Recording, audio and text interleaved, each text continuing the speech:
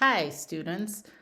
This video lecture is the first one for your Module 5. In this module, we're going to talk about taxonomy, or another term that we're going to use is phylogeny, which is like the evolutionary history of organisms, whereas taxonomy is just the naming and organization of organisms, but we try to follow evolution to group organisms. And then in this module, we'll also talk about different microorganisms, which means very tiny ones, the prokaryotes, and then the protists. So taxonomy, as I said, is basically the part of biology that identifies the huge biodiversity of life, like all the organisms, organizes them, and names them. In the past, right, when we didn't really think about evolution and how new organisms have evolved, we just classified them based on merely how they look. And now that classification, we try to do it based on their evolutionary history. So organisms that evolved in a similar time point we put together, and so on and so forth. So that's what I have written right here. Natural system of classification reflects the evolutionary history. All right, so we name living things by using a two-part naming system called binomial nomenclature. So bi means two, nomial names. And this was really created by a biologist, Carlos Linnaeus, and he used this binomial to name all of the living things, where the first part of the binomial, which is the two-part naming system, is the genus name. And there can be several different distinct organisms that all have the same genus name. And then to differentiate those, he added what we call a specific epithet, all right, which is the second part of the name. And together, those two names identify a species. All right, so for example, there are several organisms within the genus Lily. So the genus is Lilium, right, the plant. But there are several distinct types within that genus, and so they have different binomials. So they can have Lilium bulbiferum or Lilium canadense. So those are two distinct. When we use the binomial, we say that's the species name, and it's always italicized. So the species name is that two-part naming system, the binomial. First part is the genus, second part is the specific epithet. Together, it's the species name, and there can be several species within one genus. All right, so we classify organisms even into more broad categories than the genus, right? Species is the most specific. Then we go to genus, right? There can be one or more species within one genus. For example, the example of the lilies we just gave. And then groups of organisms can be also put into the family. So a family consists of one or more genus groups. So there are probably other plants other than the lilies that are in one family. The order consists of one or more families. The class, one or more orders. So we're getting more and more inclusive as we go down this. The kingdoms, right? Like there's the animal kingdom, which consists of all animals. And then finally the domain. And we talked about the domains of life in the beginning of the semester, which included the bacteria, the archaea, and the eukarya, the three domains. So as you go from species to domain, you're getting larger and larger classifications. A way to remember this is Dear King Philip came out for good soup. Or sometimes I've heard it said, Dear King Philip cried out for good soup. And so domain, Dear King Philip cried out for good soup, or Dear King Philip came over for good soup. Okay.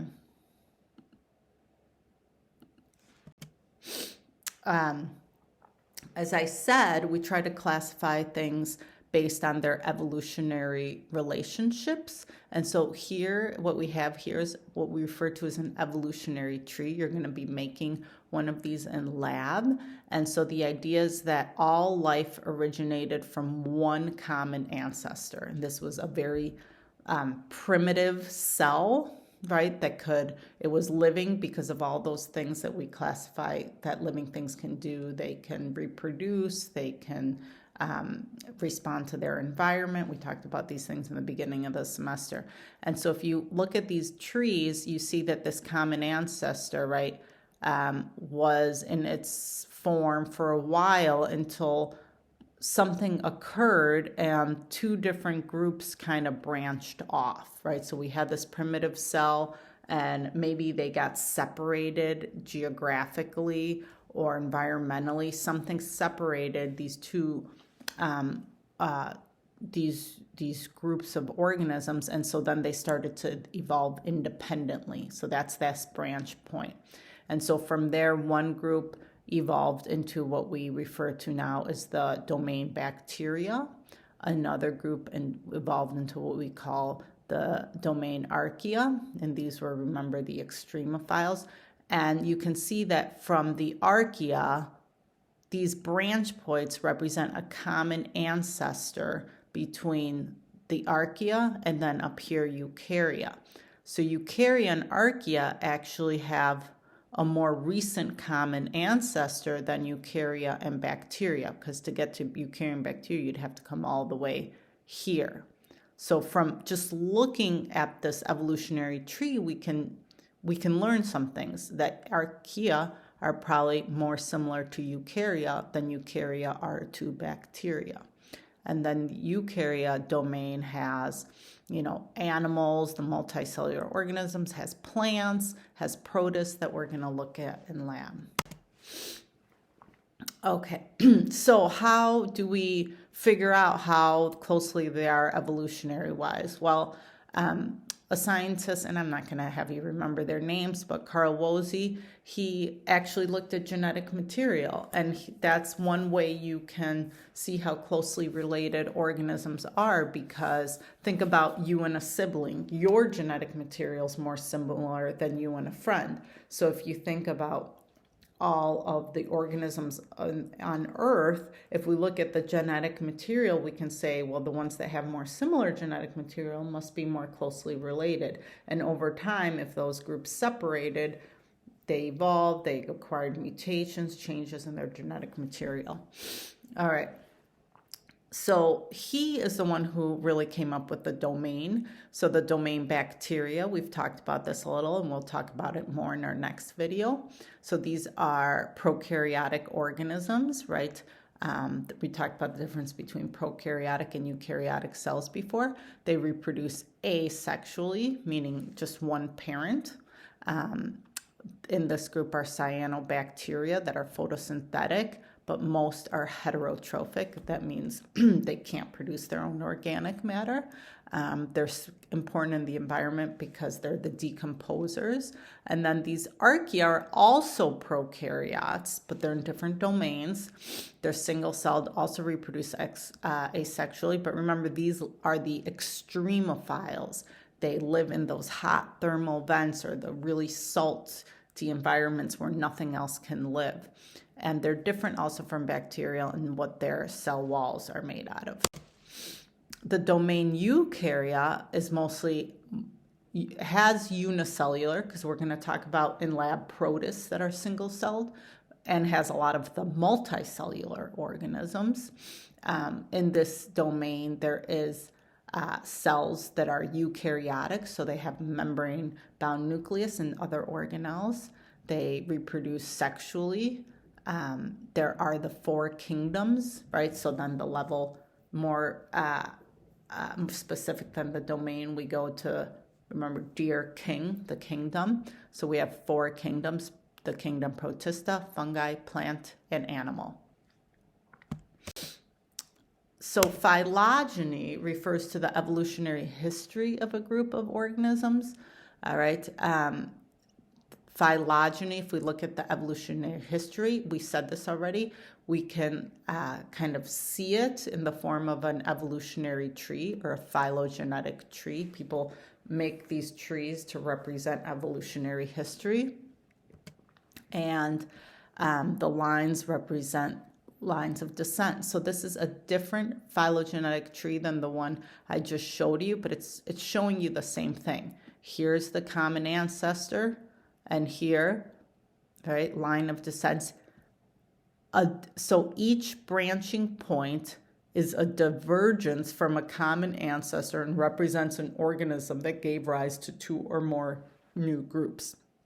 So this is a branch point here, right? So this is a common ancestor that gave rise to two or more groups. So, right, so it was the origin of life, and these organisms evolved together, and at some point there was a divergence, and from this point on, this common ancestor gave rise to the organisms here and the organisms here, two groups, right? So those branch points represent, at one point there was one group of organisms, but there was a split. And from then on, they were separated and different groups evolved. And so the bacteria evolved, the archaea evolved, and then from a common ancestor between the archaea and eukarya, right, these two groups evolved.